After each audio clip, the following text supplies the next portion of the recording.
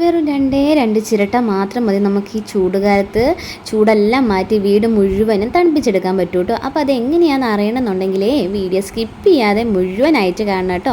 അപ്പോൾ അതിനായിട്ട് ഇതാ ഞാനിവിടെ 2 ചിരട്ടയാണ് എടുത്തിട്ടുള്ളത്. ഏകദേശം ഈ ഒരു വലിപ്പത്തിലുള്ള ചിരട്ടയാണ് എടുക്കേണ്ടതും. ചിരട്ട എടുത്തതിന് ശേഷം ഇനി നമുക്ക് വേണ്ടത് ഒരു കുറച്ച് കുഴിയുള്ള കണ്ടെയ്നർ ബോക്സ് ആണ് കേട്ടോ. അപ്പോൾ ഈ ഏകദേശം ഈ ഒരു ടൈപ്പിലുള്ള കണ്ടെയ്നറാണ് ഞാൻ എടുത്തിട്ടുള്ളത്. കാരണം ചിരട്ട മുങ്ങി നിൽക്കത്തക്ക രീതിയിലുള്ള കണ്ടെയ്നർ വേണം നമ്മൾ എടുക്കാൻ. അതിനുശേഷം ഇതാ നമ്മൾ ഇതിലേക്ക് വെള്ളം നിറച്ച് കൊടുക്കുക കേട്ടോ. ചിരട്ടയിലും പാത്രത്തിലുമായിട്ട് വേണം നമ്മൾ വെള്ളം നിറച്ച് കൊടുക്കാൻ. വെള്ളം നിറച്ചെടുത്തതിന് ശേഷം നമ്മളിത് നേരെ ഫ്രീസറിലേക്ക് വെച്ച് കൊടുക്കുക.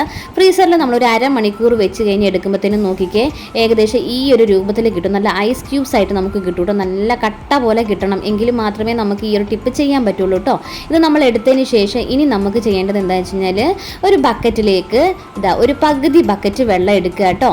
പകുതി ബക്കറ്റ് വെള്ളം എടുത്തതിന് ശേഷം നമ്മളിത് എവിടെയാണോ നമുക്ക് ചൂട് കൂടുതലായിട്ട് അനുഭവപ്പെടുന്നത് അവിടെ കൊണ്ടുവെക്കുക.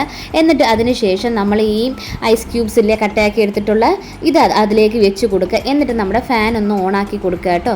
ഒരു 10-15 മിനിറ്റ് കഴിയുമ്പോഴത്തേനും നമ്മുടെ റൂം മുഴുവനും നല്ല കൂളായി കിട്ടും. നമ്മളിതിങ്ങനെ ചെയ്തതിന് ശേഷം റൂമിൻ്റെ ഡോറൊക്കെ ഇല്ലേ, ഡോർ ഒന്ന് ക്ലോസ് ചെയ്ത് കൊടുക്കുക. അപ്പോഴത്തേനും 15 മിനിറ്റ് കഴിയുമ്പോഴത്തേനും നല്ല രീതിയിൽ കൂളായി കിട്ടും. നമ്മൾ AC ഒക്കെ ഇട്ട് കഴിയുമ്പോൾ ഒരു 10-15 മിനിറ്റ് നല്ല കൂളാവില്ലേ, അതേ രീതി തന്നെ ആയി കിട്ടും കേട്ടോ.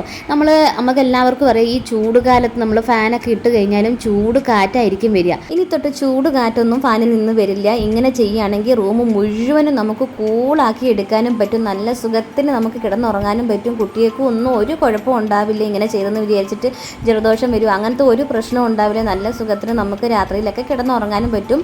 ചൂട് ഒരു പരിധി വരെ നമുക്ക് കുറയ്ക്കാനും കഴിയും കേട്ടോ. അത് മാത്രമല്ല നമ്മളിനി ഇല്ലാത്ത പൈസ കൊടുത്ത് AC ഒന്നും വാങ്ങി വെക്കേണ്ട ആവശ്യമില്ല.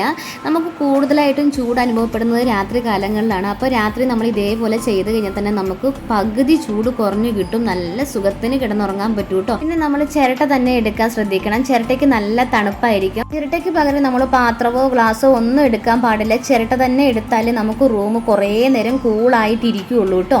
കാരണം ചിരട്ടയ്ക്ക് നല്ല തണുപ്പാണ്. അതുകൊണ്ടാണ് നമ്മൾ ചിരട്ട തന്നെ എടുക്കാൻ പറയണത്.